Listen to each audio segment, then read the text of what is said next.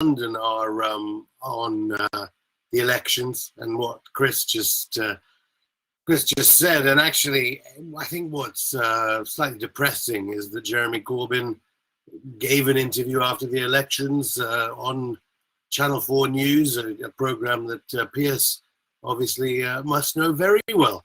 I mean, the last time I saw Channel 4 News here in Britain, it was trying to start a war in Ethiopia and Eritrea. That was just a couple of weeks ago, let alone its lack of coverage of the bombing of Latakia, just near Russia's base, Syria, in the past few days. What did Corbyn say? He said, when again confronted with these ridiculous allegations, Corbyn goes, well, you know, we were very tough on anti-Semitism in the party. It's kind of redolent of the appalling stand that Bernie Sanders arguably has been making in the United States. We know from WikiLeaks and the Hillary Clinton emails what the Clinton campaign, the Clinton now officials in the Biden administration did to Bernie Sanders. Bernie Sanders isn't even campaigning particularly for the minimum wage that was promised during the coronavirus pandemic. It's amazing how these people roll over. I know it's something George Galloway often says and has talked about. I know that George, of course, would say the reason why Corbyn was because of the peculiarity of his personal stance amidst the Labour movement. So it's a profoundly worrying sign here in as regards change whatsoever. I mean, then McCluskey, the leader of one of the largest trade unions here, I mean, if you're a member of the Unite Union and you're paying your subscription, bankrolling Keir Starmer, who, as we all know, is implicated in the Assange persecution, you see how a whole cadre of leaders in the movement are letting it down, and the actual people themselves are walking away. In the United States, I suppose there's been some recent activity around the Enbridge pipelines that Biden is putting through, which obviously belies climate change rhetoric.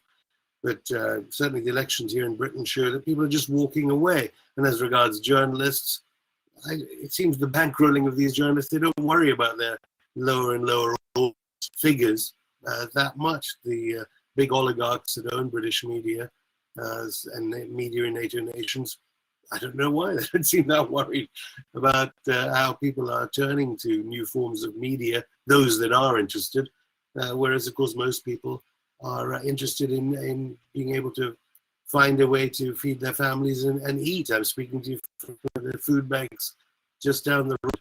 So the disinformation is working. The journalists are getting more frightened in so-called mainstream media. And meanwhile, the Spy Cops trial trundles on, so that on the one hand, we know that censorship has become explicit in a way that it never has before, so that, whatever you think of Donald Trump, being banned by Silicon Valley and the former Deputy Prime Minister of Britain who works for Facebook, it's becoming explicit from government censorship organizations. And simultaneously, from the Spy Cops trial, we know that their intelligence services are sending people into our midst. I don't know whether they even need to do that anymore, but we all have to be wary to cut down on any dissent. Dissent in the most basic way, meaning we should know that last night Israeli troops, armed by Britain, European Union powers, and the United States, stormed into a mosque. And the video footage is there. I mean, just from the absurd, sexy footage, media, newsroom banter level, the pictures from Latakia of the airstrikes that did injure people in the seaside resort in northern Syria, no much whatsoever. So I don't know. That's where I'm seeing it from right now. Okay, thank you very much, Afshin. Now, early on in that presentation, you sort of made a passing reference to Justin. So perhaps we should hand over to Justin and hear what you have to say. Could you introduce yourself? Thanks very much, Rod. Yeah, my name's Justin Schlossberg. I am a senior lecturer in journalism and media at Birkbeck, University of London. I'm the co-author of the recent book Bad News for Labour with David Miller, Greg Philo, Tony Lerman and Mike Berry. And I'm also the co-founder of an organisation called Truth Defence, along with Andrew Feinstein. We've just published our latest report on the corruption and co-option of whistleblowing in the whistleblowing support industry in the UK, which is available from our website, truthdefence.org.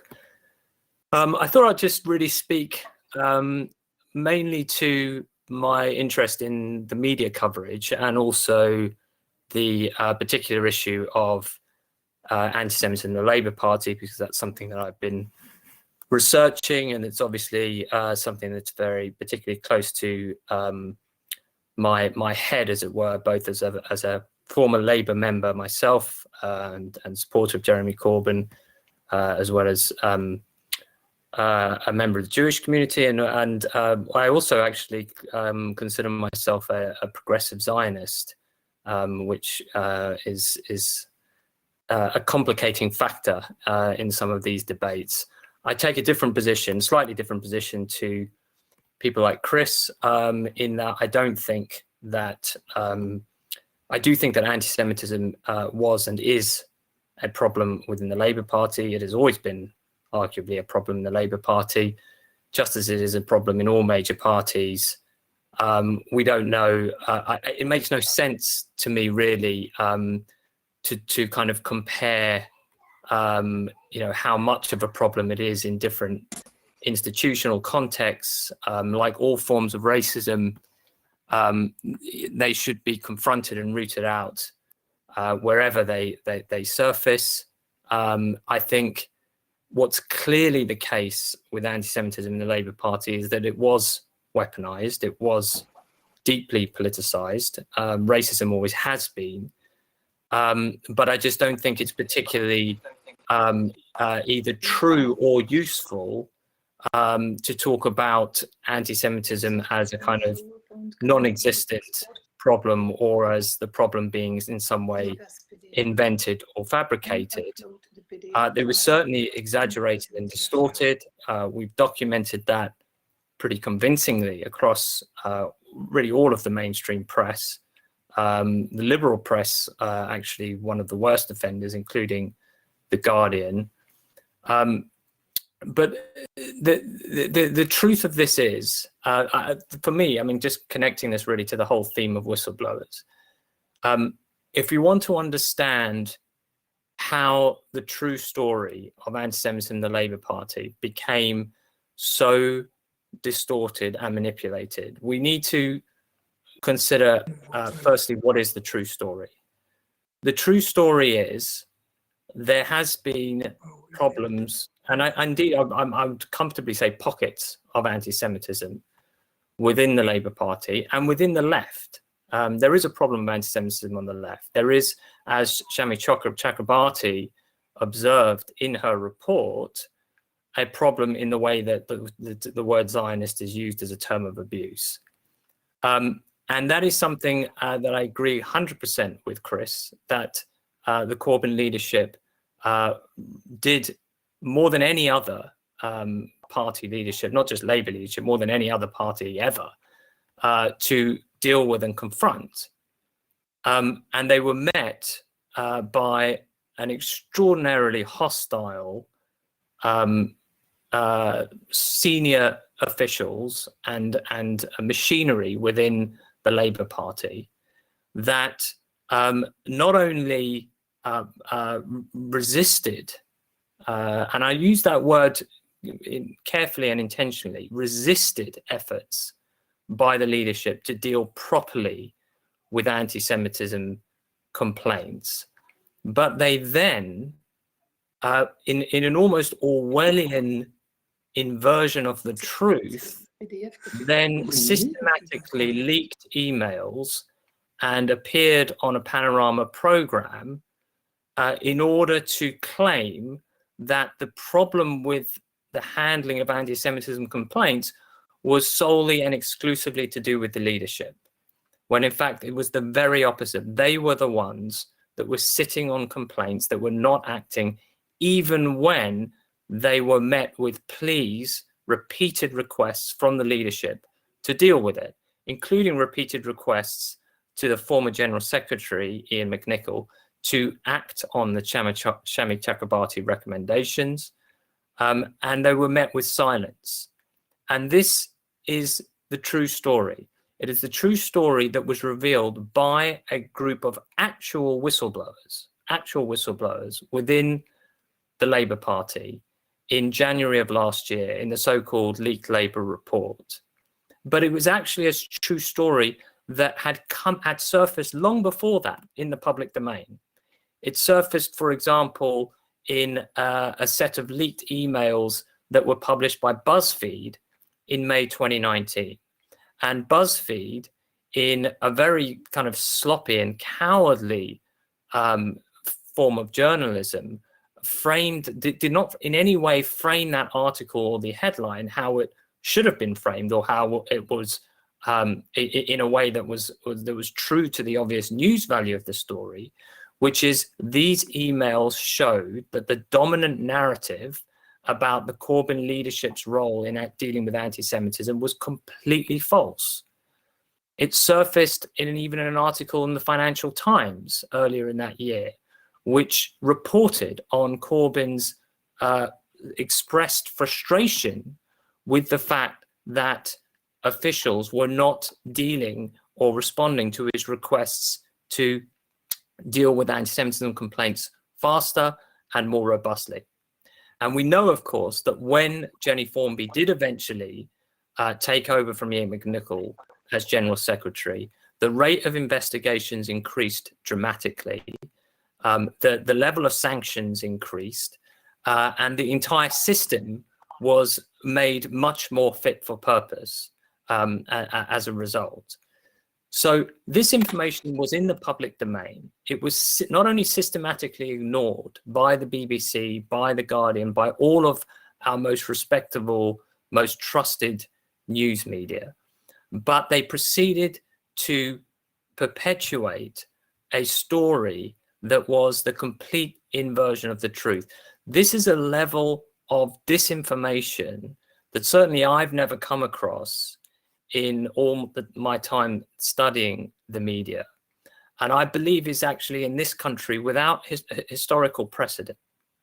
So when I say that I think that the problem with anti-Semitism is perhaps a little bit more nuanced in my view than others might claim, what I'm not saying is that the problem of the way in which the media framed this issue is somehow not serious. It is remarkably serious. And it's so serious that it became an overarching theme during the last general election, a general election that was almost universally recognized as an unprecedented crossroads in British political history.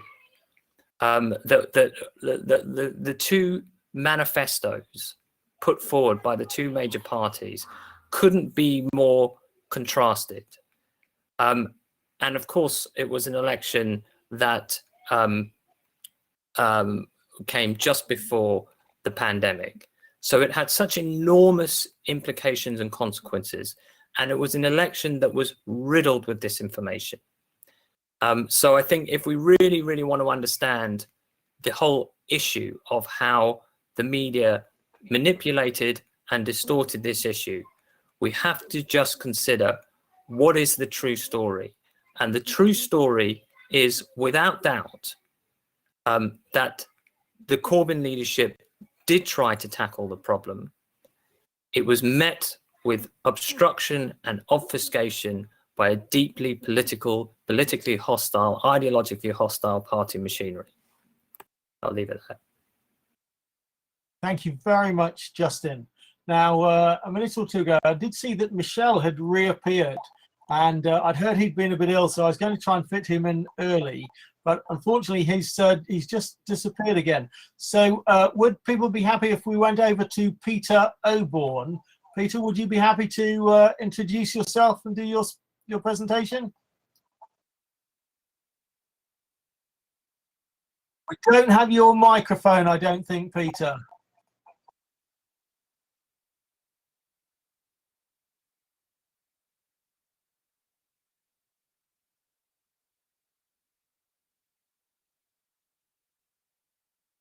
Okay, I'm really sorry, Peter. We're not getting anything.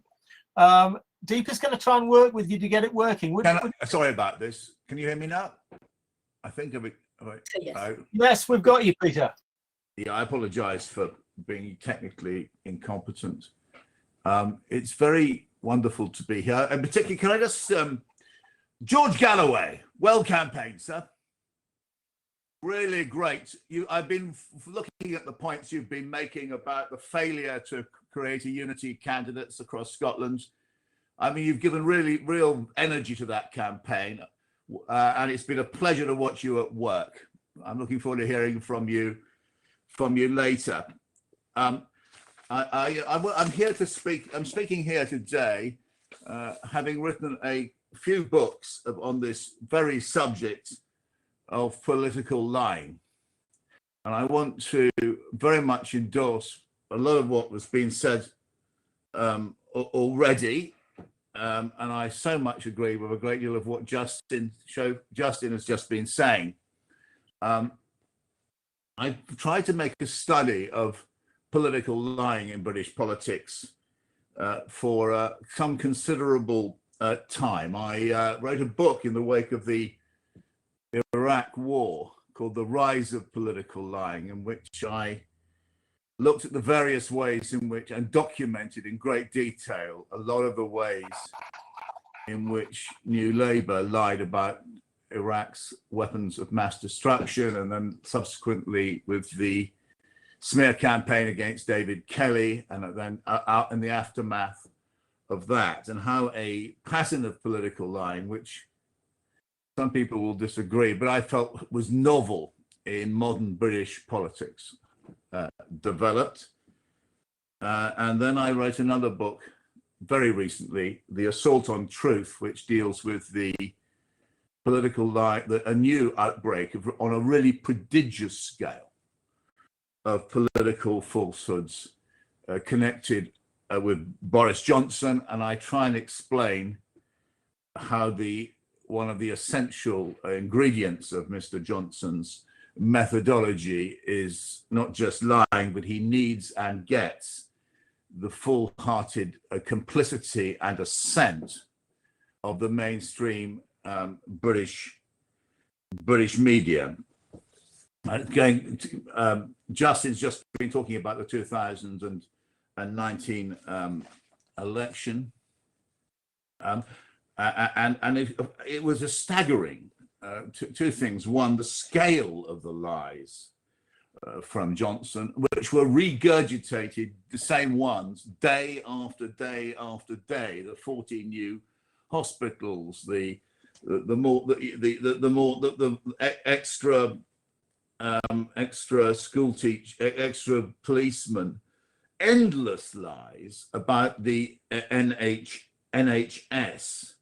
Endless lies about Jeremy Corbyn's plans to wreck the economy, to reduce the country to penury. As you said, Mr. Corbyn had a fairly mild social democratic agenda, which he was considerably to the right of the post-war conservative governments. He was considered nothing abnormal in modern Europe, and yet he was portrayed as a demented Marxist. I think that what was staggering was the way that these claims made against him were never challenged, and were indeed repeated and became part of a fake narrative, and it shames what happened. And what was curious about the lies told by Johnson was the press became part of the lie machine, in a way in which it had never, and the media, in a way which had never been happened before quite to that extent. We did see it at the height of Thatcher. We did see it to a great extent in the run-up to the Iraq War, but we have entered a new epistemological universe, and it's going to get worse now. These very important local and national elections we've seen has changed the political landscape. They are going to be seen as a vindication of the Johnson methodology, which namely is to invent what you like and move on. And anybody who questions this, as we've been able to do up to now, will be said, you don't understand the new politics. So we have a new politics now. I think we're going to have to understand it with a great deal of, navigate our way through it, where challenging the political dominance of the Prime Minister, or pointing out that his corruption or his cronyism or his malfeasance, or even his incompetence, are going to be accused of somehow not joining in the national conversation. If we think we've been a bit unpopular or out of the loop, it's going to get an awful lot worse. And the Labour Party is going to have to address this issue too. Is it going to buy into this new Uber narrative? Or are we going to, or is it going to have to go into a very remorseless kind of opposition? I do hope it does the latter, because never has a strong opposition been more needed than now. And I think the nervous breakdown of the Labour Party could well take it in the wrong direction. I so hope it doesn't. Actually, this can be the moment for Labour rather than the reverse. And it's also a moment for journalism. Telling the truth is going to get more and more important. Finding ways to tell it is never going to be more important. That is why today's event, which is full of investigators, investigative journalists, people who try and tell the truth, is of such enormous importance. Thank you. Thank you so much, Peter. Okay, so I've noticed that Michel is back with us. Michel, are you ready to present? And yes. Just begin by introducing yourself, please. Yes, my name is Michel Collon. My specialty is analyzing war strategies and media lies, propaganda of war. I found a web page in 2004 called Investigation, active in French, a little bit in Spanish, and it is a publishing house too.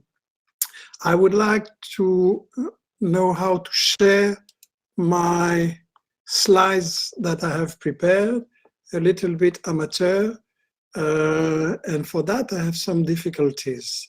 I think charge my presentation.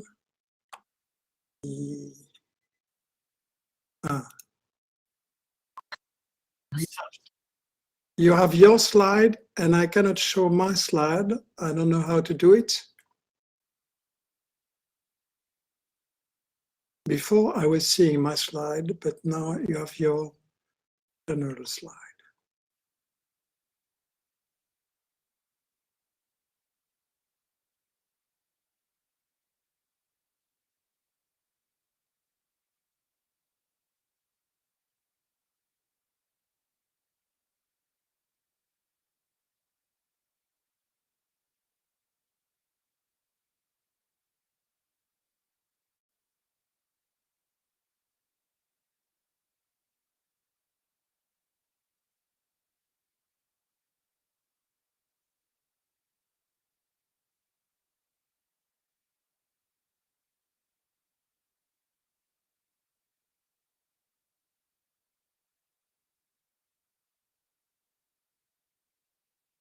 Sorry, I saw it before and now I don't have it.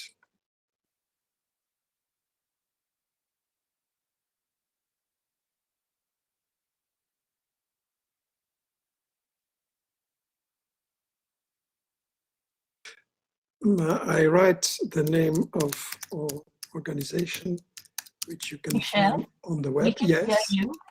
We can hear you. yes, And if you want to share your presentation, on the bottom right-hand corner of your screen, there is a yes. little thing that looks like a presentation. If you can please click on that, it will allow you to. I do, and it doesn't work. Are you able to continue with your presentation without the slides? Because this is Very being difficult. recorded live. Okay. Very difficult. I just saw it before you. Yes, we saw it before. Yes, well. you saw it. Ah. Could you take another person and then bring back my slides so that I can share them? I think they really add something. Okay, sure. Oh yes, sure. Deepa, does it is it Very that sorry. Michel needs to be promoted to presenter? He is presenter. Yes. So there should be no reason why he doesn't have access. There is only one Michel Collon account, right, in this room?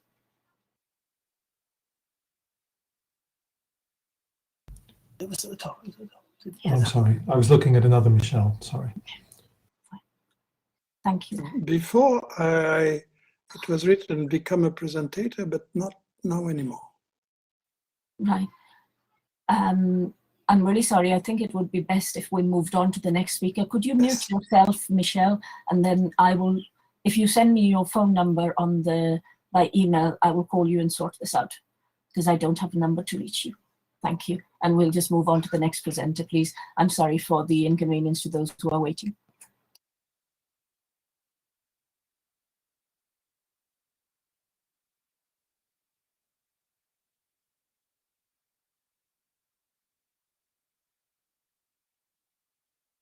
Sorry about that, everybody. So we'll try and sort out those technical glitches. So shall we continue with Piers Robinson? Piers, would you be happy to introduce yourself? Sure. Can you hear me clearly? Good. Okay. My name is Piers Robinson, and I'm an academic who researched propaganda, media, and conflict for many years now. Now run an organization called the Organization for Propaganda Studies and involved in a number of working groups relating to the global war on terror and also to the war on Syria. And my research area and expertise has generally revolved around looking at conflict, war, international politics, propaganda mainly, really in the last 10 years. And what I wanted to do today is to talk a little bit about a case that I've been involved with, a controversy over the last 2 years concerning whistleblowers. And I wanted to talk a little bit about this controversy and then to try to link that to a broader set of points about where I think we are today in terms of the ability of whistleblowers to speak the truth, where we are today in relation to the media and academia being able to actually perform their roles in our society, to actually challenge power, speak truth to power. Without further ado, the case I want to talk about, or what I've been involved in, is the controversy surrounding alleged chemical weapons attacks in Syria, and its controversy surrounding the Organization for the Prohibition of Chemical Weapons, the OPCW, which is being tasked with investigating alleged chemical weapons attacks in Syria. And for those of you who aren't familiar with this case, this has involved quite a high-profile alleged attack in Douma, Syria in 2018, which some of you might be familiar with. And where this has become controversial, and of course the whole issue of the Syrian conflict is controversial in a sense, but where this case has become controversial is being because of the emergence of scientists and also officials within the OPCW who have been raising very serious and very substantive concerns about their investigation of the alleged attack in Duma, which of course has always been claimed by the British, French and American governments that it was a Syrian government who carried this attack out. And what these scientists, what these effectively whistleblowers have made clear over the last 2 years is that the investigation of attack was manipulated, was novelled in a sense, in order to reach a preordained conclusions. So this is a major controversy, and it's controversy involving, in whistleblower terms, eminent, very significant scientists from within an organization. And the last 2 years, we've seen this battle on their part and others who have supported them to try to get this out into the mainstream media, try to get the truth out about what's happened within the OPCW and how effectively it's being co-opted by the US, French, and the UK. And in a way that there has been some success in terms of speaking truth to power in the last 2 years, that there have been some, even some within the mainstream media, most notably Peter Hitchens in the Mail on Sunday, also Fox News and Tucker Carlson has covered it to a certain extent. But primarily it's been independent alternative media who have in effect supported the whistleblowers and helped get some of the information out. But what's been most remarkable about it, and also I should add as well, WikiLeaks have released a significant number of documents which essentially corroborate and confirm that there was manipulation of the OPCW's investigation, starting most remarkably with an original interim report which was produced by the team who deployed to Duma, or emerged from their investigations, which was then secretly changed at the last minute in an attempt to publish a doctored report. So some pretty blatant direct evidence of wrongdoing within the OPCW, eminent scientists, in a sense, adding their name to that, and documents confirming what had gone on. But the actual extent to which it's really been properly picked up by the mainstream media it's remarkable how little that has actually occurred to date. I think it probably still will reach that point at some point, but it's been remarkably stifled. The questions raised have been suppressed and pushed down by governments led by the US, French, and the UK in a remarkably successful way. And I think this tells us something, and coming to the points I want to make, this tells us something about the state we are in with respect to whistleblowers and the state we are in with respect to the mainstream media. Because it's not as if we haven't had earlier periods in history where we've had emergence of whistleblowers, documents and leaks which have created significant mainstream traction. Of course, if we go back to the Vietnam era, we have the Pentagon Papers, Daniel Ellsberg, and so on. And you had a point in that conflict where information and leaks and whistleblowers were able to really start to bring some of the truth of that conflict to the attention of the American public and the world. And 2003, Iraq invasion, of course, we had, following the invasion, we had Andrew Gilligan and the now infamous, stroke famous, reporting of Dr. David Kelly's assessment of British intelligence manipulation in the run-up to that invasion. And that became mainstream news.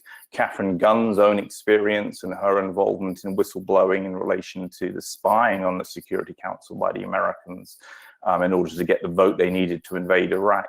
That all became mainstream news. And so it's not as though in early eras that we haven't had documents emerging, whistleblowers emerging, and then finally mainstream attention to the issue. And it really is quite remarkable with the case of the OPCW controversy that you actually have it in a way as many more documents than you had in the case of, say, the Iraq War with the David Kelly, Andrew Gilligan reporting, or with Catherine Gunn's experience, many more documents. And you also have, very clear testimony coming from OPCW scientists regarding what had been going on. And yet you still have effectively a media blockade of the issue. And so I think it tells us something about where we are today. And what is that? We've had whistleblowers. The truth has come out in the past. We have a major example here, which you would expect by now would have received some degree of attention, but it hasn't, or not to the extent you'd expect it to have received attention. What does that tell us? I think it tells us some very important things about how we understand the dynamics of our societies in the West at this point in time. It tells us, first of all, I think, about the mainstream media.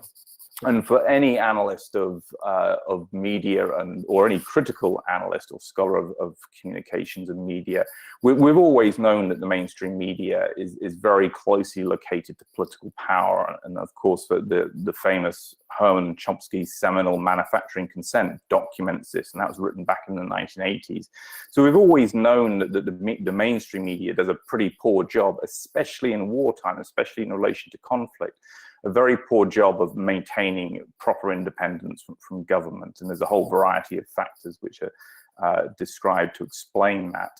I think what we have with the current OPCW controversy in relation to earlier eras, it's quite clear that those factors that Herman and Chomsky and the manufacturing consent of the media identified, those are much more intense now at this point in time, that the constraints on the mainstream media and the mainstream media's proximity to the state is at unprecedented levels. So it really isn't functioning in any meaningful sense, certainly not in relation to war and conflict. The second thing it tells us, and this is from my own experience as a scholar who's trying to research and also to talk about this in public, it's remarkable the extent to which academia, the kind of problems we see in the mainstream media with its proximity to political power, we see this in academia now to a remarkable extent. And I think one of the features of the OPCW controversy and my own engagement with academics supposedly working in the area is just the absolute reluctance to even touch the issue, the kind of concern that if I go there, if I look at that issue, I'm going to be smeared, I'm going to be attacked, and so on. So academia is not functioning in the way that it should be anymore. I think that's very clear, and we learn that from this case.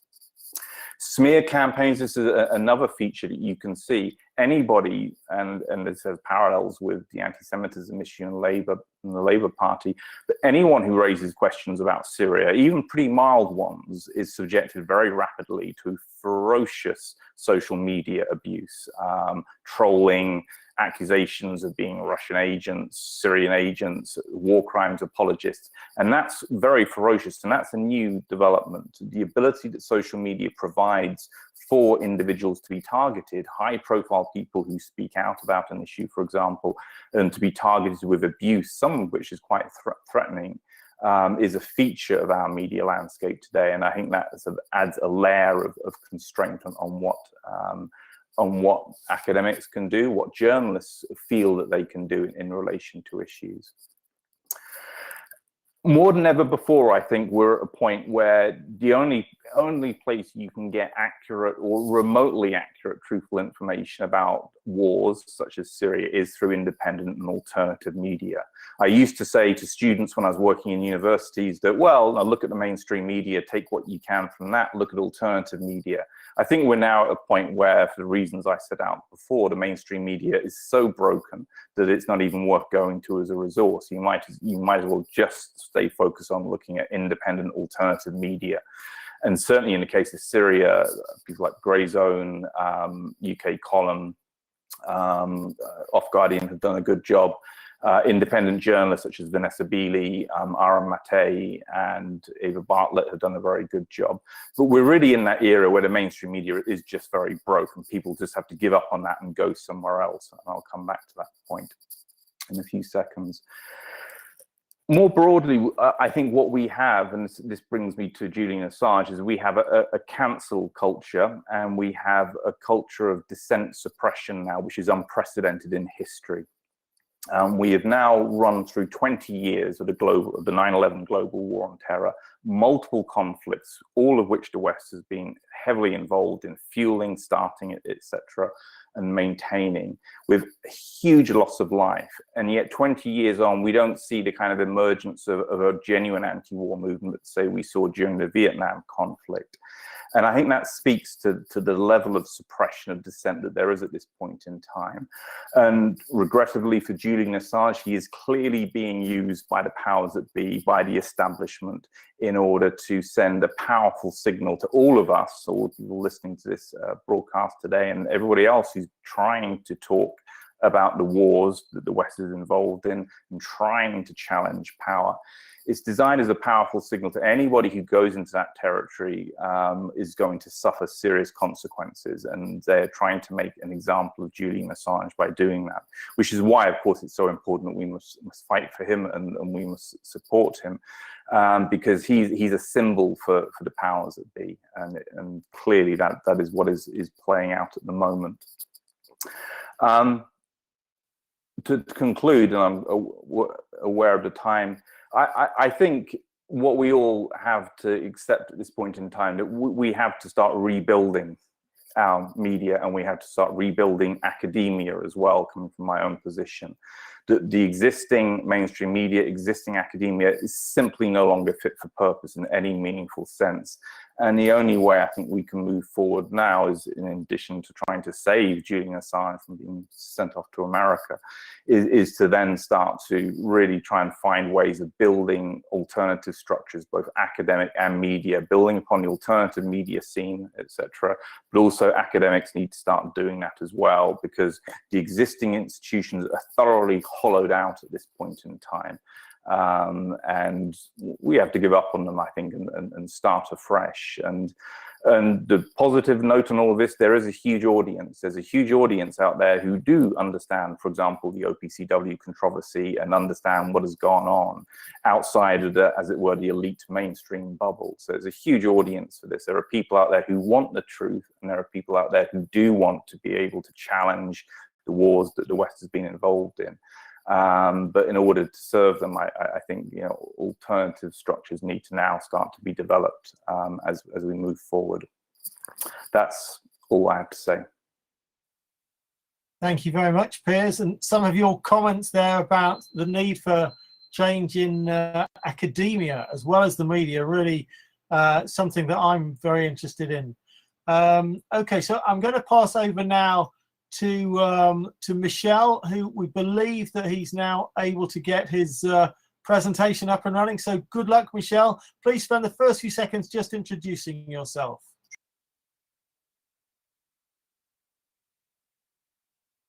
Michel, I'm really sorry, you're still muted. Can you unmute your microphone?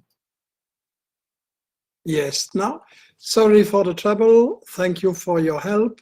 I hope you can see the slide below or on the other side, the first slide, toward my presentation. Can you confirm? I can see an orange slide with yes. 1, 2, 3, 4, 5 on it. Yeah. Yes, that's it. My presentation, the idea is to concentrate on the methods for demonizing whistleblowers and dissents, considering the old methods, the new modern methods, and present proposal to counter it.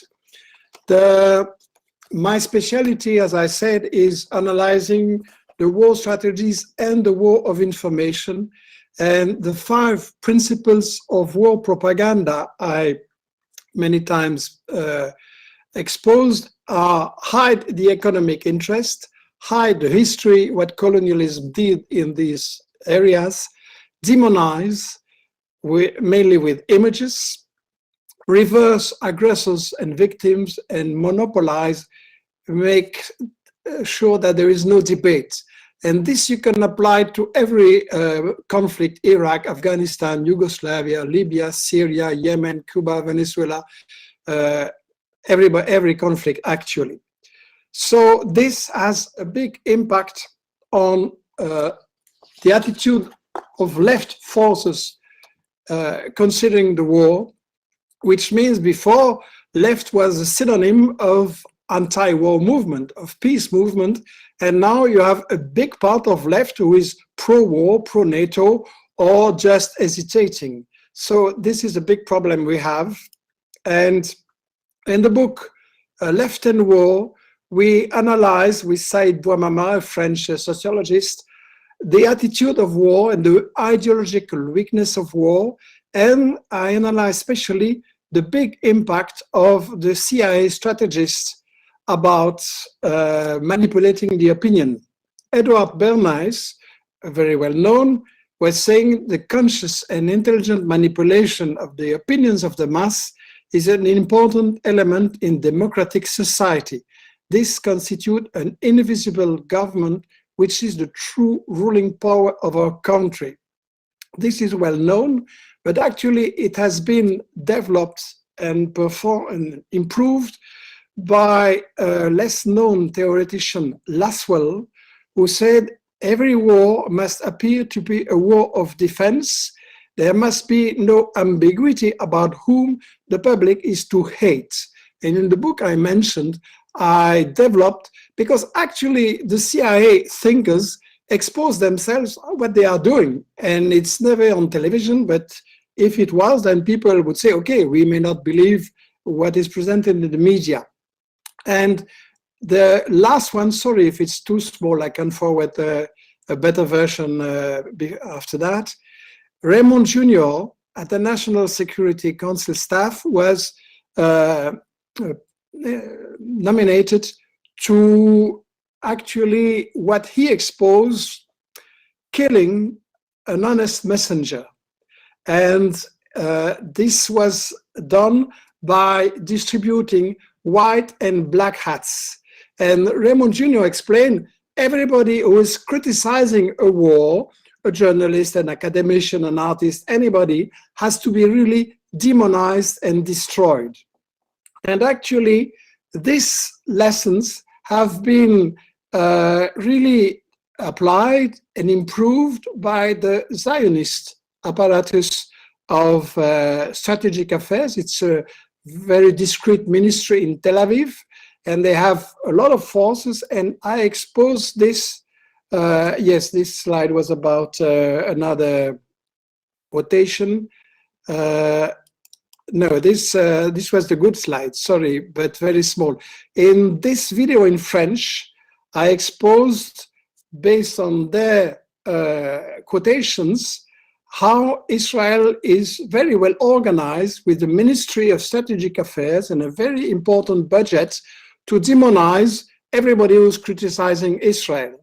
And if I can, yes, it is very small, but actually I took it from a book of Ilan Pappé. Ilan Pappé explained in The Idea of Israel, which we have published and translated into French as Propaganda of Israel. They explained, I will try to read it from the English.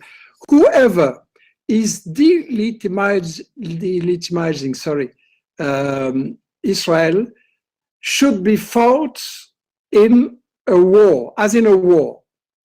They should be targeted and fought, not engaged intellectually. This means they will never discuss with you about the facts.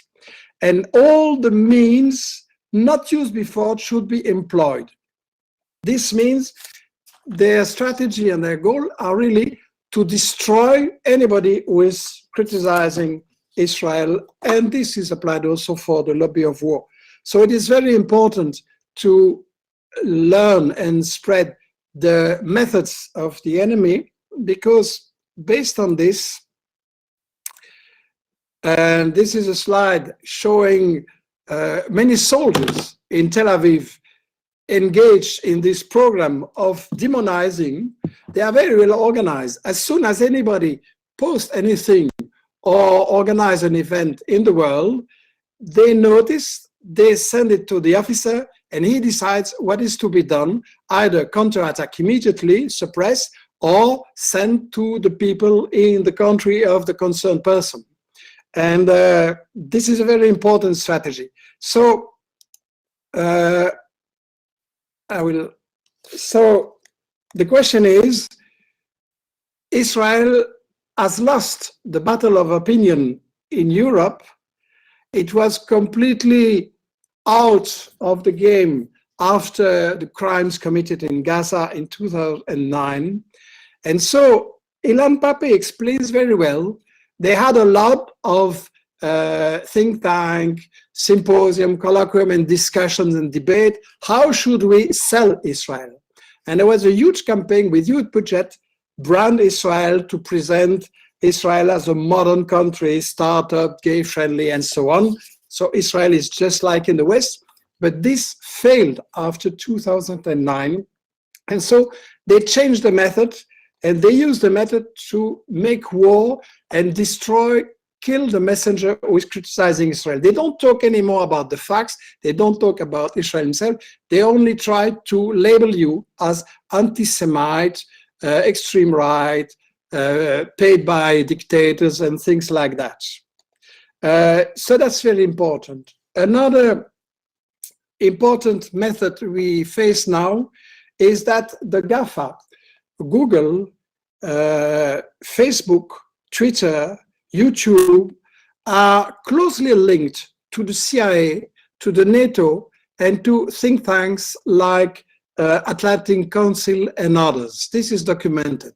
So actually they are cooperating to marginalize you, to make sure that even if you have an article of a video which is very popular, people won't see it, because with the algorithm, you will be reduced to the people who already read you or look at you. So this is a big problem we face now. This is not open censorship, but the result is much more efficient. So we have a big problem with that. So, okay, I've nearly finished. So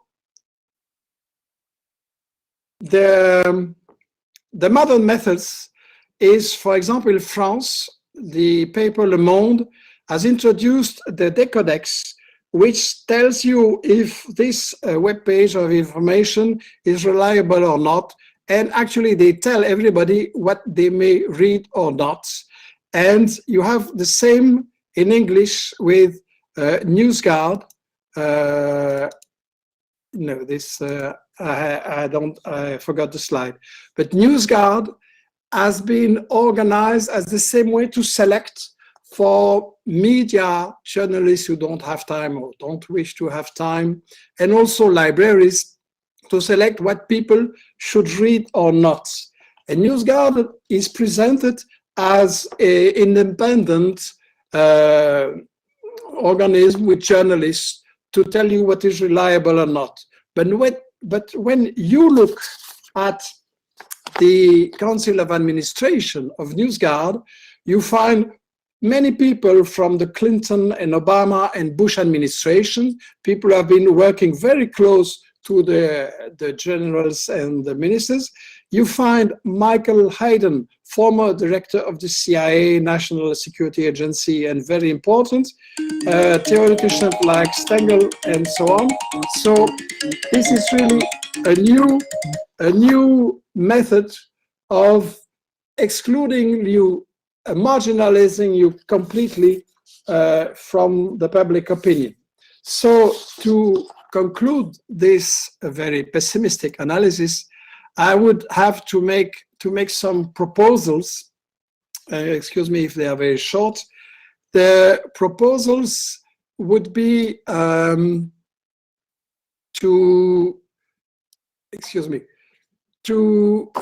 this is not, the proposal is, I think we would need a web page about whistleblowers to centralize, coordinate, and exchange the information, which seems to me, but I have not much time, fragmented. I think we need to translate and promote revelations on media lies. We need to expose the structures who are demonizing methods, financing, links, and so on, with books and video. We have to use better WikiLeaks. I think it was a big mistake because WikiLeaks tried to get to the public opinion through New York Times, The Guardian, El País, and Le Monde, which are the enemies. And this minimized their impact. And I think we should make a book or other ways to represent how WikiLeaks was destroying not only a few points, but all of information we got about war and conflicts. And the fifth proposal would be to have more popular channels on the Media Lies working research group, trying to make an international film, translate existing investigations. So these are a few proposals, because I think we are, most of us, small and poor, so we really need to mutualize and to coordinate efforts. There is a problem because there is a fragmentation between English-speaking opinion, Spanish and Latin America, who doesn't speak English, French-speaking in Africa, Arabic, so we should try to coordinate. And I just want to conclude. I think the enemy is in a deep crisis, economic, financially, military, and morally, and they maintain themselves only with lies and disinformation to discourage the people who are really more angry than before. Look, for example, at the question of the COVID. There is a complete censorship about the real causes of the problem and what should have been done to avoid all these deaths and sufferings. So I think Israel too is very discredited, and we have really the possibility, if we can organize and coordinate, to have more impact to help whistleblowers and Dissent. Thank you very much, and sorry for the technical and my many faults in English. Thank you very much, Michel. Okay, Alan, would you be happy to introduce yourself and give your presentation?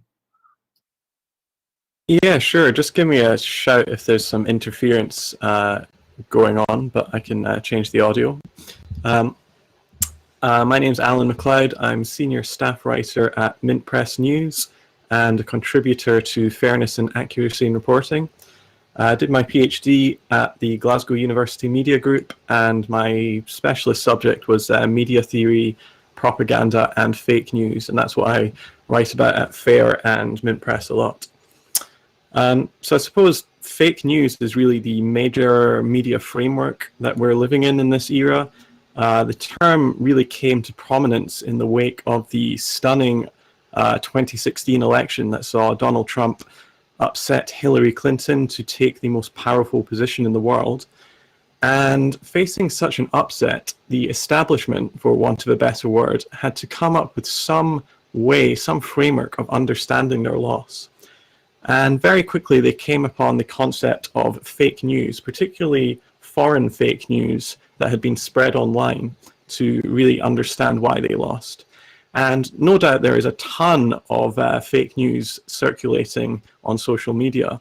But what I want to argue today here is that we really have to think, if we really want to have to understand lies, falsehoods, and misleading statements, they go much deeper and farther than some Macedonian teenagers blogging, putting out cheap posts that get shared on Facebook.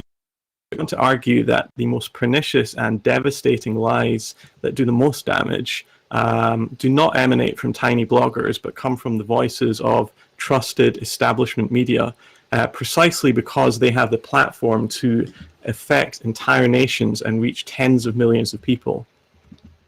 Now, I think most people in media land would say that the biggest fake news story of the 21st century was the Iraq WMD hoax. And this was not promoted by conspiracy theorists online, but actually the biggest outlets in the world, like the Washington Post, the BBC, the New York Times, CNN. And so I'd like to read a little short statement from a 2003 Washington Post editorial board article. They said, after Secretary of State Colin Powell's presentation to the United Nations Security Council yesterday, it is hard to imagine how anyone could doubt that Iraq possesses weapons of mass destruction. Powell offered a powerful new case that Saddam Hussein's regime is cooperating with a branch of the Al-Qaeda organization that is trying to acquire chemical weapons and stage attacks in Europe. Mr. Powell's evidence, including satellite photos, audio recordings, and reports from detainees and other informants, was overwhelming. Senator Joseph Biden, the senior Democrat on the Foreign Relations Committee, called it powerful and irrefutable. And it was much the same in the UK. We saw the BBC chief correspondent Andrew Marr going on television and saying that Tony Blair's decision to invade Iraq was completely vindicated, and even suggesting anti-war voices and those who questioned his motives should apologize. And that was broadcast on the nightly news. And so what we had is a situation that journalists who unquestioningly went along with it and promoted it are now up into senior positions in the media land, whereas those who challenged this obvious lie were shunned, shamed, and lost their jobs.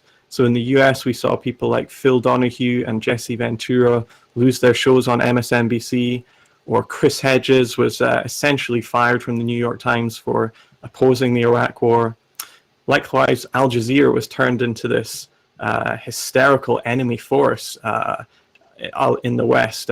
We saw the Hotel Palestine in Baghdad shelled by coalition forces. That was where all the Al Jazeera journalists were staying. We saw Sami Al-Hajj, an Al Jazeera journalist, locked up for 6 years in Guantanamo Bay without charge. It happened to politicians as well. I see George Galloway is set to speak here today. I'm sure he could tell you a thing or two about the consequences of standing up to pro-war thought in the UK. The point here is that in media land, you often fail upwards. As long as you are willing to serve power, you will be promoted. It's kind of like the Peter principle, you know? The most craven, cynical journalists always rise to the top, while those that have a sort of moral core are going to get filtered out, or at least passed up for promotion. Lies also got us into all sorts of conflicts in the 21st century. Who can forget the lies of the Gaddafi Viagra-fueled rape squads roaming along in Libya, killing babies, which sent us into a devastating war that's destroyed that country. If you go further back, the first Iraq war was started with lies, with the Naria testimony, a girl who went to Congress purporting to be an Iraqi nurse, saying that Saddam Hussein's forces were bayoneting babies in incubators. She had a very suspiciously good command of English, and only later, after the invasion had started, did it come out that she was actually the daughter of the Kuwaiti ambassador. And propaganda goes back, you know, as we've heard already, to World War I and people like Edward Bernays, where the British blitzed the US audiences with false stories about, you know, atrocity porn, where Germans were crucifying prisoners of war. And that really helped turn the tide and push the US into World War I. So this continues to this day. We live in a world, in particular a media landscape, filled with lies. What do we do about it? The most popular proposal right now is some sort of censorship, and that's pretty much the model that's being used right now. I think that has a lot of problems. First of all, it's not clear whether censorship works. Often it draws a lot of attention to things. And secondly, I think people listening to this should be very worried about who is actually in a position to censor and what they will censor. So for instance, in the wake of the 2016 election, we saw all the big social networks like Google, Facebook, Twitter, Reddit, all change their algorithms very quickly to filter out what they saw as unreliable information and promote reliable sources. But the immediate effect of that was actually to hit high-quality anti-war alternative news sites. So for instance, overnight, commondreams.org lost 37% of its Google traffic, Democracy Now! Lost 36%, WikiLeaks lost 30%, The Intercept lost 19%, Mint Press, where I worked, we seem to have lost about 75% actually. And the people who are actually in the position to censor, well, we know who they are. Facebook signed a deal with the Atlantic Council to curate their news feed, which 2.6 billion people worldwide use for news. The Atlantic Council is a NATO-aligned think tank, which on their board has such esteemed people such as Colin Powell, Robert Gates, Condoleezza Rice, and Henry Kissinger, so planners of war. They also have no fewer than 7 former CIA chiefs on their board. And these are the people who are putting in place the people who decide what we see and what we don't see. And when I say we, I really mean the entire population of the world, not just the US. So what that means is it's pretty much, we're getting close to a situation where it's like tantamount to state censorship on a worldwide level. Another problem with that is that the Atlantic Council are among the forces that are themselves pushing some of the most crazy conspiracy theories that we see right now. The Atlantic Council, for instance, is the source for a lot of the most wild Russiagate allegations. In a series of reports they've put out called the Kremlin's Trojan Horses, they've labeled pretty much every political movement which is outside the neoliberal establishment in Europe as secretly tools of Vladimir Putin.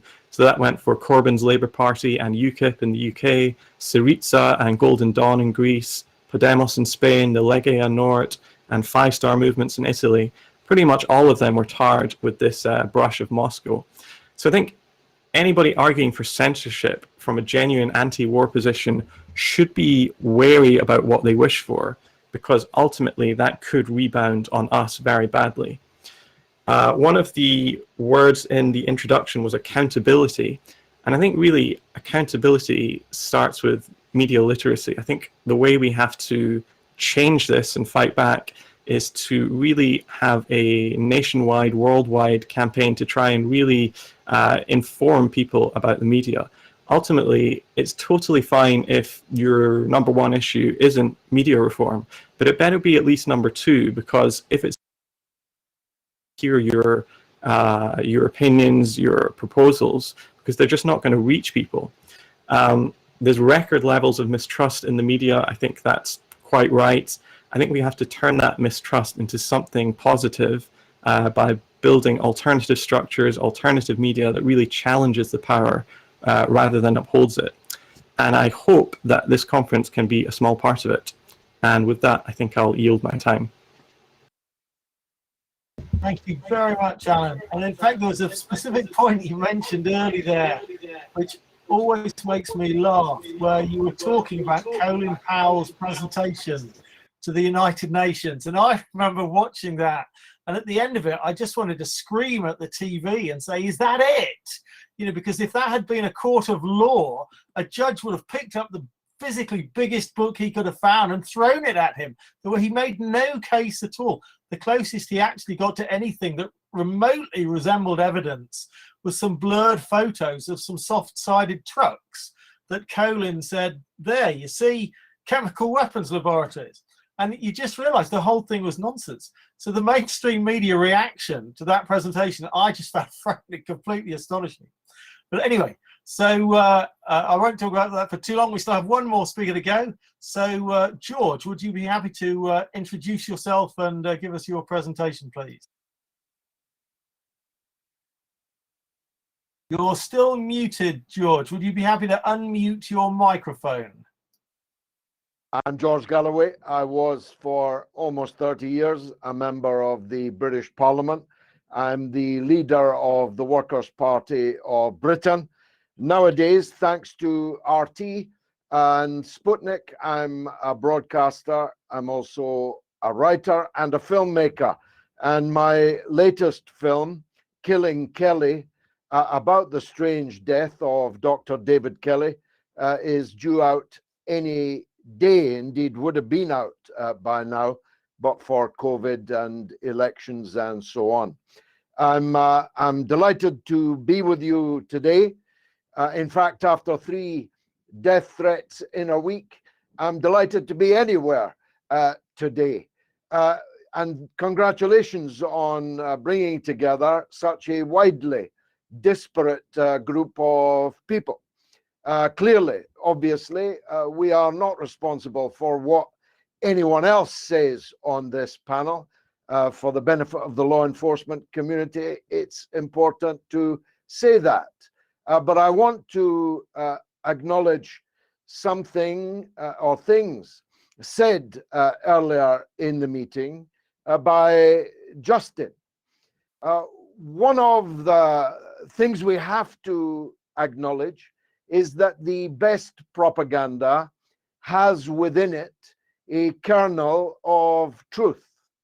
And where there is a kernel of truth, it is vital that those of us who are fighting against the propaganda acknowledge the kernel of truth and disinfect it with sunlight and genuinely and honestly tell the truth about it.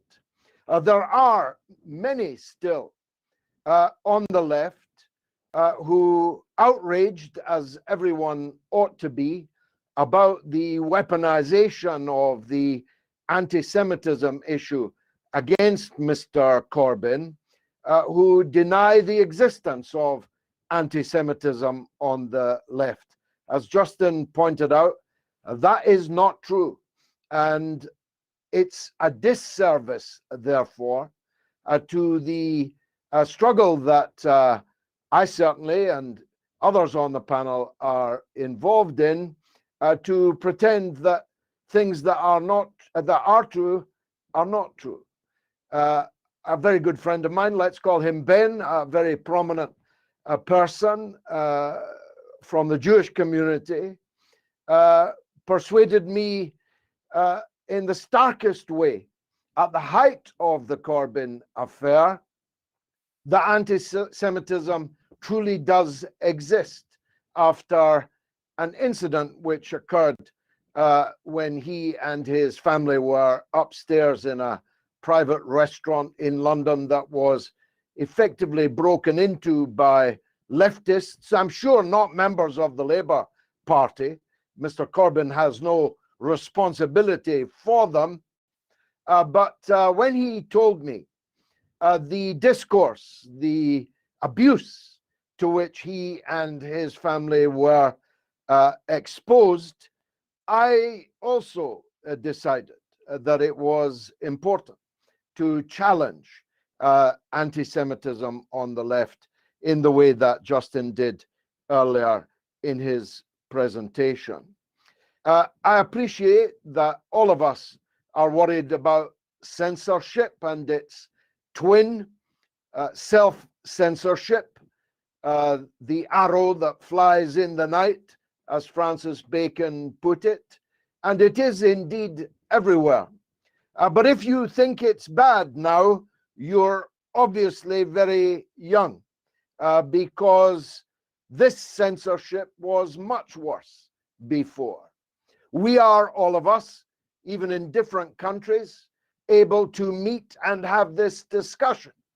And the informed public are still able to find us and listen to us and share us. And that is a very big step forward from when I started out in politics, where you had to type on a typewriter, if you recall those. I see Peter just resumed his seat, on a stencil, and put that stencil on a Gestetner machine and turn a handle and run off sheets of A4, then cut them into A5, then go into the street and hand them out to bewildered passers-by. We are vastly better off now in our ability to combat the lies of the lying liars and to put our version of the truth into the public domain. So please don't be despondent about where we are. Don't be complacent either, of course. But don't imagine that this is some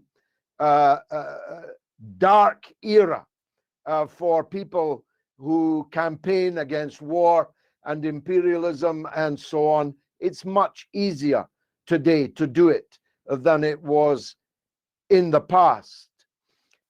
I was struck by something Chris Williamson said at the beginning when he correctly described the program of Mr. Corbyn as being basically a very mild form of social democracy compared to the European mainstream.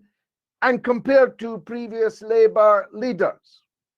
In 1974, I, having joined the Labour Party at the age of 14, therefore in 1968, I literally bumped into the then Labour Prime Minister, Harold Wilson, and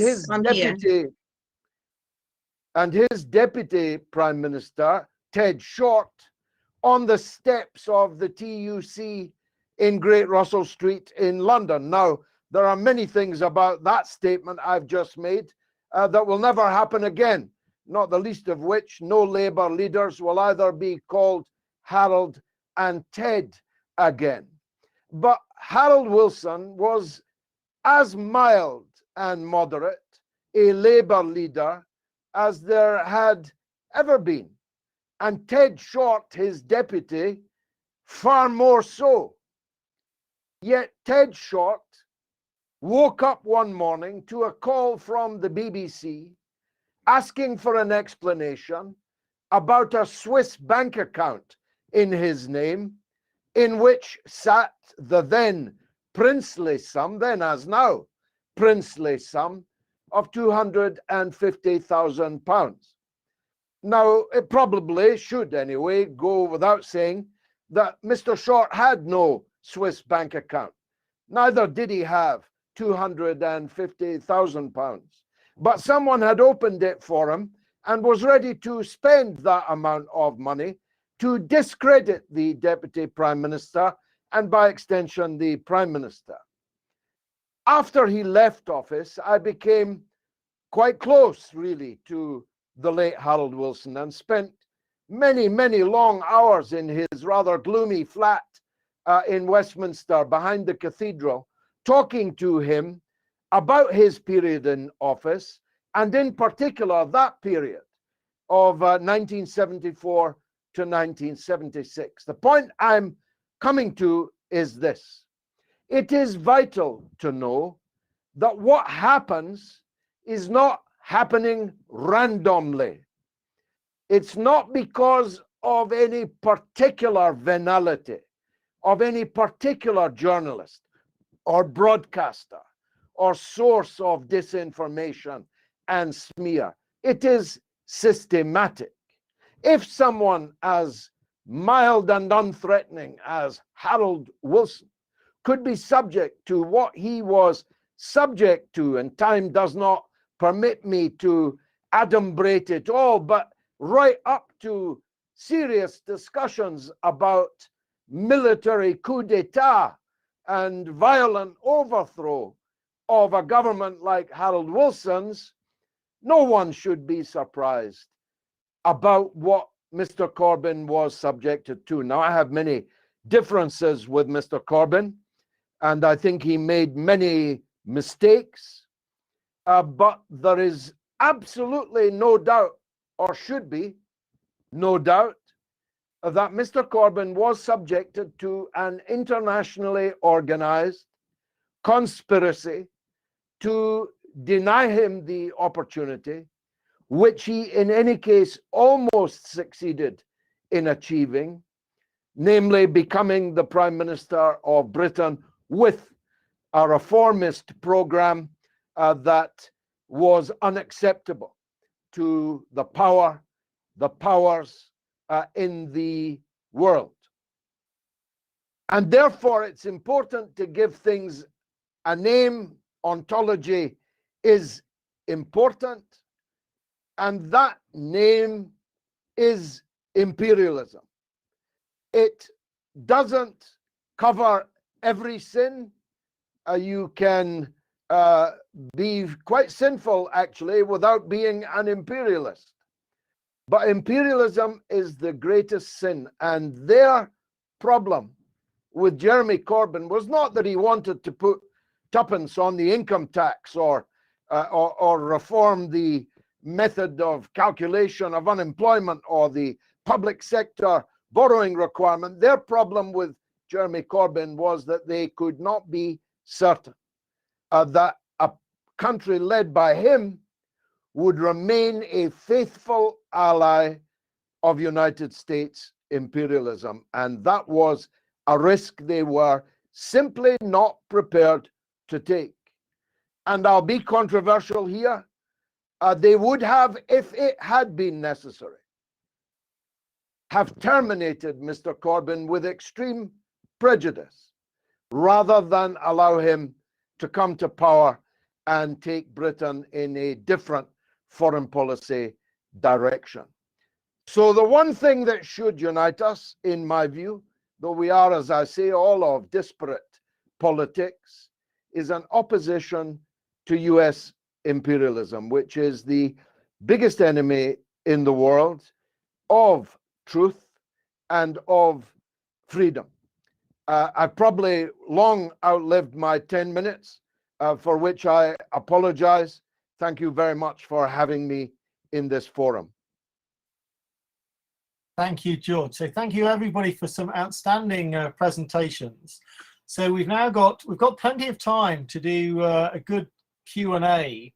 I haven't seen many questions in the text. So if anybody would want, any listeners would like to ask any questions, do feel free to ask them.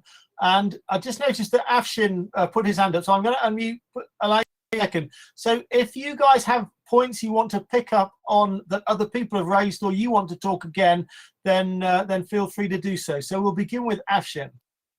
Yeah, I was just saying, I mean, I was listening to Austin was saying, echoed, of course, by George. I mean, the people that were weaponizing the anti-Semitism obviously had no interest in working class Jewish communities in Britain, as we know from coronavirus, disproportionately affected by poverty and this extreme wealth redistribution to the top that has occurred over recent years.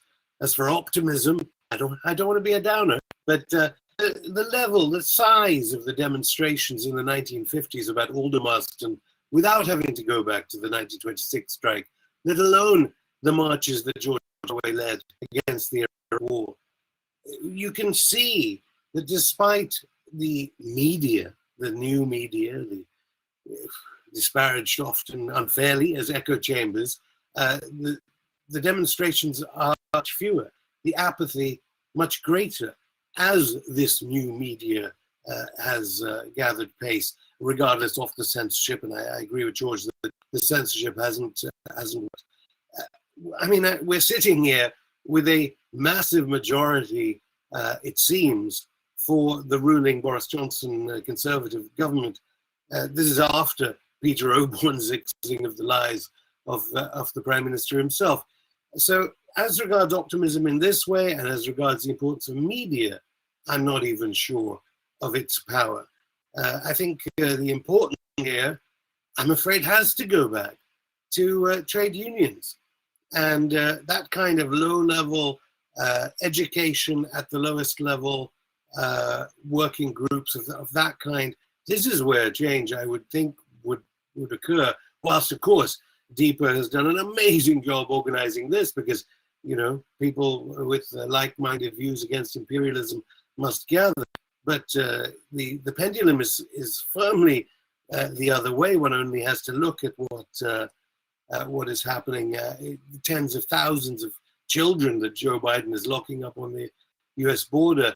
What is happening, I don't know. Michel will know all about how well Mélenchon is doing in France, let alone even something about patents, something progressive from the Biden administration is opposed by Angela Merkel. I think I'm not so sure that things are better now, and they're certainly not better, obviously, for the people being bombed and starved by sanctions in Latin America, Africa, and Southeast Asia and the Middle East. Okay, thanks, Afshin. And in fact, when you mentioned trade unions there, at the same time, somebody called Catherine in the written text put in an observation that the anti-imperialist movement used to have a strong youth element, which seems to have fallen away. Now, one of the things I'm at the end, when we all finish today, I'm going to put some links up, which are some beginner's guides I've written to propaganda, and anybody who's watching is welcome to have a look at that. But one of the things I've started to realize is that, again, as Afshin pointed out, we're all here today and we're talking to like-minded thinkers, but the vast swathe of the population just don't understand this. And in fact, this is something that Noam Chomsky has repeated over and over again, that people don't really know what's going on, and they're not even aware that they don't know what's going on. And so the question is about how to get a message to a wider audience.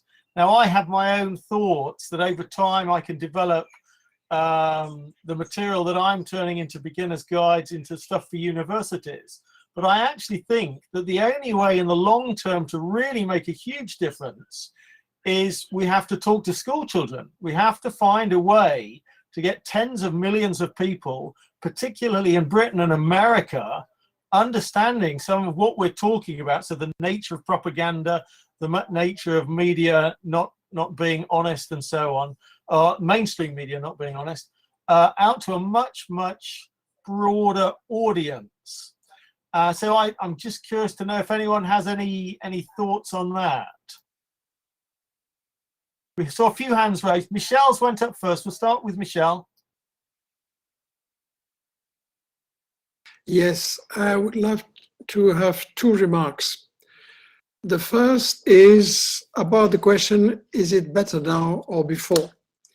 I think we had a very new big opportunity with internet, which means around 99, 2000 with Seattle, and then the alternative information against the Iraq war in the first years of the 2000s. We had very big opportunity to counter the official propaganda. And they were very aware of that. And Donald Rumsfeld told very soon, now internet is becoming a war. And that is the key of the war. So Rumsfeld was very clever about that. And actually, they have made progress. They have learned new tactics how to counter the independent information of internet. And the question of demonization I exposed and marginalization, I think the situation has been better and is not worse. And well, it's not a question of discussing long, better or worse. My second remark is, could we, after this very interesting exchange, have a concrete talk about how we can coordinate more and exchange and organize something, because otherwise it would be a one-shot afternoon. And what we need is really try to be more coordinated to change the balance of force and to be more efficient, because I think we are very fragmented. That's my own experience. And Justin, you've got your hand up. Would you like to go next? Thank you. Yeah, I think this addresses both your question and the question in the comments. I forget the name of the person who asked, how do we actually identify truth in the midst of propaganda, from all sides, the propaganda war that all of the panelists have been speaking to in various ways. I think, for me, one of the key problems here is this issue of polarization. Polarization happens not just on the ideological level, but it also seeps into the particular media that we trust or don't trust. It seeps into the way that we think of issues and problems, like, for example, the power of the media itself. That debate is deeply polarized. If you are an avid reader of The Guardian or the liberal press, you will understand the greatest threat to democracy as being the disinformation that is a byproduct of Facebook's algorithm mixed with Kremlin-controlled bots and far-right extremists. If you are an avid reader of The Canary, you will understand disinformation as a product of principally of the BBC and The Guardian. Others, towards perhaps more the centre left, will see it as a problem to do with the kind of tabloid right-wing press. And of course, the centre and the right will see it as something predominantly to do with RT and foreign interference and all the rest of it. The truth is, of course, there is disinformation everywhere, including in the left-wing press. And not all of it is intentional. Very little of it is intentional. But the reality is you can actually, the way that we try to cut through this is by taking a skeptical eye as to what information that we're consuming from where. I know that if I watch RT, I'm much more likely to get a realistic picture of what's going on in places like Yemen than I am if I watch the BBC. However, I'm very unlikely to get a realistic picture on RT about what the Kremlin is really up to. And it's that kind of skepticism that I think we need, firstly, in order to break through that polarization. And the problem with polarization is that it suits the interests of power. And this is a really important thing to understand, because polarization actually helps to erase power from the equation. It helps to create this mythical narrative that somehow, this is, there is no control anymore. There is no, the so-called control paradigm in the media ended once we got social media, that everything is this kind of culture of chaos. And as we've seen from the other panels today, that is just not true. But it's also not true that the problem is solely to do with the press or the BBC or indeed the Facebooks and Googles. We have to understand how all of those different media and different types of media, including the tech platforms, and I think Alan spoke to this most effectively, actually in many ways reinforce each other. And of course, the great myth that is being peddled now by the mainstream press is that somehow their power is being diminished or threatened by the likes of Google and Facebook. And of course, in reality, it's the exact opposite is the case. The last thing I'll just say about trying to reach a wider audience, we should also think about other types of media. So we need to think beyond the social media bubble. We need to do radio call-ins. One of the most striking Radio 5 call-ins that I remember during Corbyn's period and leadership of the Labour Party was a discussion about municipal socialism. And the anchor of the programme reflected with rare honesty that they simply couldn't find anyone to call in who would disagree with Corbyn's argument for municipal socialism. And so calling into radio stations, writing to newspapers, as well as tweeting, I think is the best way we can amplify our message. Okay, thanks, Justin. I think two different voices. I saw Alan and Afshin put their hands up. Alan, do you want to speak? Alan, you're still muted. Do you want to speak?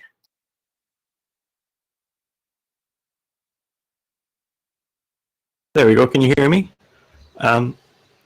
Yeah, so I spent a lot of time doing a PhD about Venezuela because it's a very interesting country.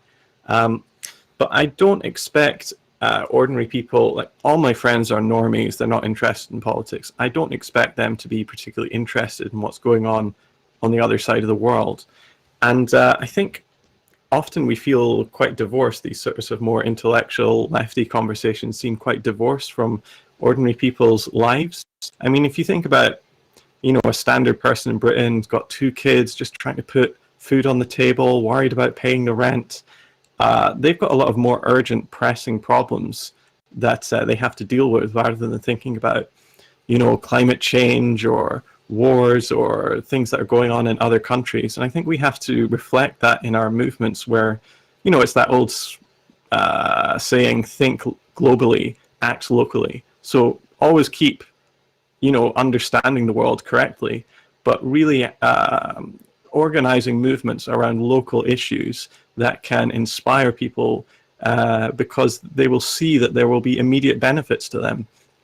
And we have to create movements that enrich people's lives. Often I go to very boring meetings where it feels like, it goes on for hours and you need a PhD to properly understand what these people are talking about. And I think no wonder a lot of people aren't coming to these. I think we need to be our movements have to be, there has to be a huge overrepresentation of working class people, women, people of color in these movements, because they are the people in society who are getting most slapped in the face by the way it's organized. And I also think we have to create movements that are fun and enrich people's lives. I mean, we need things that will actually improve ordinary people's lives. We need to be organizing creches and childcare facilities. You know, maybe we need to do like soup kitchens or something. I remember in Glasgow, I was dismayed to see that there was actually a Nazi soup kitchen that opened up in George Square, which was giving food out to white people only. And I thought, wow, they have a better outreach to working class people than socialists. It's ridiculous. So I think only in that context, when people see that we are genuinely committed to making their lives better, will they start listening to us on more abstract questions that don't have immediate solutions. I think we can learn from movements across the world that have taken power, for instance, in Bolivia, in Ecuador, in Venezuela, where they've created these huge social movements that are fun and energize and enrich people's lives.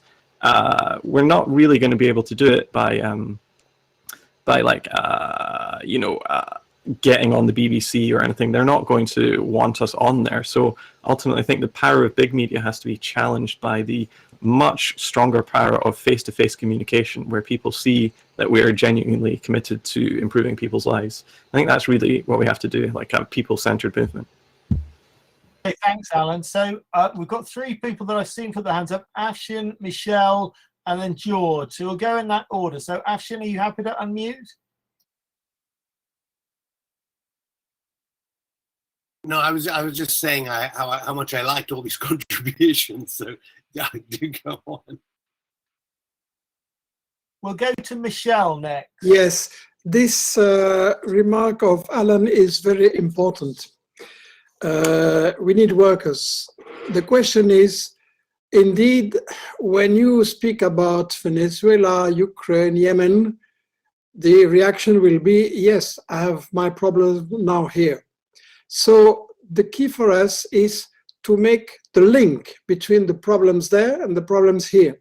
For example, when I prepared a debate on television about so-called genocide in Xinjiang, to make the link with the people, you have to say, now, this is a campaign to sell to my country and other countries a lot of new airplanes, F-35 and so on, which will cost a lot of money. And this money is taken from the nurses who were so brave in the COVID and now receive nothing. And the situation in the hospitals is horrible for them. Or this money is taken from schools or jobs for kids and so on. So I think this is the key to make the link. And indeed, calling to BBC and mainstream media is useless because they know what they are doing and they have a mission.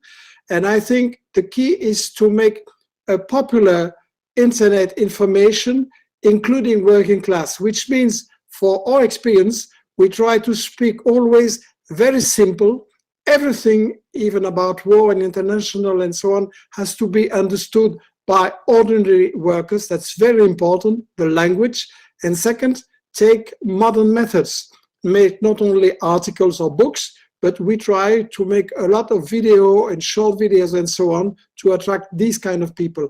I think an anti-war movement, an anti-disinformation movement will be only possible if we can attract workers and youngsters really in the activity. That is, I think, very important. I think George put his hand up earlier. I saw your hand, Piers. George, we'll go to you first. Controversial point. Too many people on the left spend too much time on foreign affairs. It's a kind of displacement activity. You can more easily and more idealistically fall in love with people in far-off continents and make that your major field of work. That will never cut through with the mass of the people in your own country. If you can develop credibility with the people of your own country, then you can introduce them to issues abroad that clearly, of course, are related to the issues of people at home. But it has to be that way around. You won't get far on working class housing estates proselytizing for the Chavista movement in Venezuela. But you might, once you have developed a base in that housing estate over issues of food security, transport, freedom from crime, better wages, employment, and so on, you might one day then be able to say to the people that you have developed a relationship with, hey, why do you think they're doing this to Venezuela? Second point, if I may, look, this conference today has been fascinating for us, and I've no doubt for some thousands. If we're lucky, maybe tens of thousands. But it would never reach or do for the hundreds of thousands, still less for the millions. And one of the lessons, it seems to me, that that anti-imperialists need to learn, people on the left, socialists need to learn, is that things have to be accessible to the mass of the people. And this kind of conference clearly would not be. If we were an alternative television station, say, most of the viewers would already have switched off, with all respect to everyone else here, and I include myself in that. There are too many of us. We've all spoken too long, and we have not taken the trouble, in some cases, to find a language, an iconography that can reach the mass of the people. My last point relates to the note of pessimism from my normally effervescently optimistic friend and workmate, Afshin Rattansi, is this. It's true there are not big demonstrations like there were in 2003. Bear in mind, there was virtually no social media in 2003. When trying to buy footage, for example, of the demonstration, the biggest of all demonstrations in 2003, one has to pay a lot of money for it because there's virtually no handheld iPhone footage of it, because that didn't exist then. You have to buy it from Sky or BBC. If what happened in 2003 were to happen, God forbid, in 2023, there would be 1 million citizen journalists on what I hope would be an equally large demonstration. So you've not got the up close and personal with 1 million people or 2 million in Hyde Park. That's true. But Afshin, you and I are reaching very large audiences through television, thanks to the sometimes maligned RT. In your program, the best program on British television, Going Underground, a very substantial audience of quite switched on people in Britain. In the case of my Sunday night program, the mother of all talk shows, we have 7 times reached a live audience of more than 1 million people.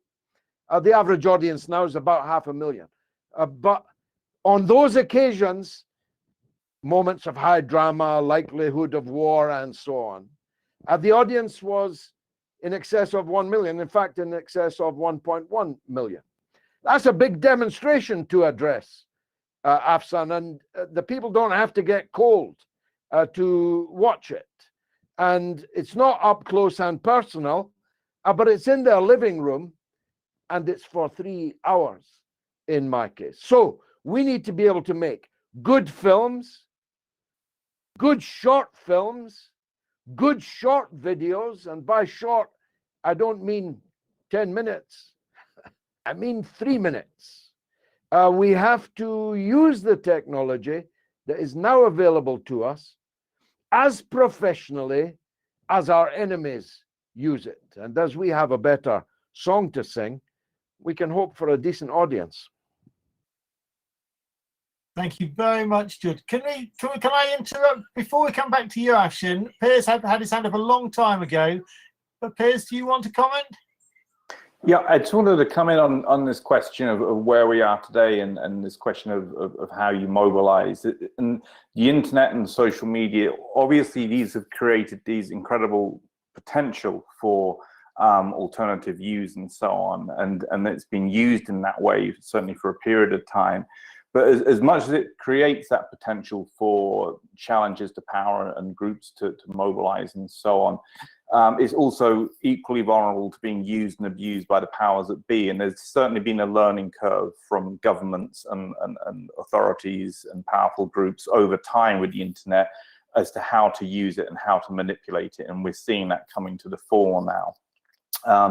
And I think this comes back to this question of where do we go from here, and this idea of, and I think Michel is absolutely right, we do need to become organized, because the powers that be are organized and more organized than ever in terms of trying to control dissent.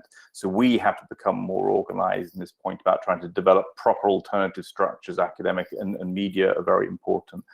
But I think the other thing in all of this, and this speaks to the point that's been made, I think, by Justin and Alan, that what we have is that this technology does create this potential. We can do what we're doing now, but of course, you have this problem with information bubbles and so on. And I think, you know, if you go back to earlier eras where you see mass movements, whether it's the anti-war movement in relation to Vietnam or even the Iraq 2003, where you have people out on the streets, if you look at any social movement which actually works and has longevity and actually has an impact, it needs to be operating at a local level. You need to have people who are meeting up face to face. This is how movements develop and how they actually create the kind of solidarity and strength to have real change.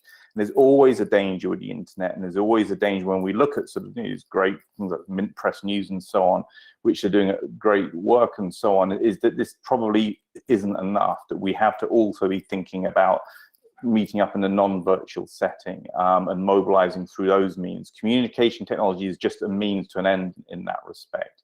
And I think that's something that possibly is one of the reasons why we haven't seen this kind of proper emergence of a kind of scale of anti-war movement you'd expect to see after 20 years of the war on terror.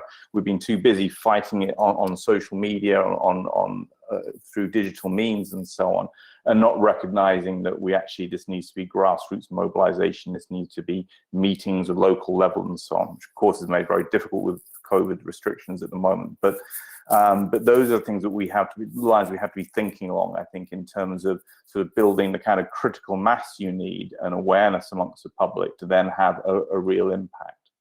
I think that's often lost. But going back, I think Michel's absolutely right. We should try and take opportunities such as what we've had in the session today to actually start to properly link up, certainly the academics in particular, and think about how we can start to sort of develop and exploit this technology to start to generate information which is not as constrained as what you're seeing coming out of the mainstream academia at the moment, which is really not getting to the heart of the matter, not getting to the truth, certainly, of the wars. Okay, thanks, Piers. Now, I'm just being told that we're running out of time in this room, so I want to give Afshin, you wanted to respond to George, and that'll be the closing comment. As you're commenting, I'm going to post something in the chat that I'll talk to everyone about in a minute. So, Afshin, over to you. I just wanted to say very quickly, we need to say something positive. Thanks so much for that. But obviously, the RT International has been banned on YouTube, the largest news and current affairs channel on the web, billions of views and so on, and going underground is broadcast internationally, and then French, Spanish, German, talk about RT Chinese coming up. So it is as we've talked about how important the local is, these that we're doing translated and globally sent round to even more than even George was optimistically saying. So indeed, just to be slightly positive and not be too negative sitting here in London. Okay, thanks, Afshin. Okay, I'm going to wind up in just a minute, but I just want to tell people about the things that I've just posted. I've put a set of links in the text over on the left-hand side, which are related to a website called Elephants in the Room. Now, this is something I've tried to create recently, which is a set of beginner's guides covering all the things that the mainstream media never talk about honestly. So propaganda is the content of all of those 7 links. And anybody who wants to take a look at any of those, if you find them useful, great. To try and direct other people to have a look at them. I should point out I get no money for any of those. I'm not trying to market anything or anything. But I do think there are 2 words that are not used often enough by everyone who is critical of the mainstream system. One is the word propaganda itself. It almost doesn't exist in mainstream conversation. We need to bring that back into conversation and make everyone we know aware of the concept and how everything they see on the mainstream is actually a distortion when they're talking about really important events. And that applies not just to war, but that applies to economic propaganda. That the whole propaganda system is about making us uncritical of the economic, financial, and corporate system. And we need to bring that back into mainstream discourse. And if left-wing discussion groups are spending their whole time talking about identity politics, and they're not spending any time understanding propaganda, then the people with power are laughing at us. The other point, the other word I want people to bring back into conversation is power. I want people to start saying the only way we will ever change our societies is to take power away from a small group of people who currently have too much power. And until we start talking about that, because that as a concept is never discussed in the mainstream press. It's the links between economic power and political power and lobbying and the way the law has changed to benefit companies and financiers and so on. And academics have a lot to answer for here. We have failed to make this a serious topic of discussion. So that would be my kind of final point to finish off with. I'm sure lots of people just now would say, oh, actually, I've got lots of things to say about that, but perhaps we'll save that for another conversation. Michel was just putting his hand up, so I won't close it quite yet, but can you be very brief, Michel? We do have to finish. Just one sentence. I agree with George. We need to make videos short, modern, and attractive. This needs money and time, and we are poor. So I think we should organize a mailing list now, how we can coordinate themselves, because the video is research, preparation. Then if we have a good video, we could translate it, and we could be more efficient if we organize some thinking about how we can make this concrete. Okay, thank you very much to all the speakers. You've done a marvelous job. Look forward to working with you again in the not too distant future. Okay, thank you. Bye bye, everybody.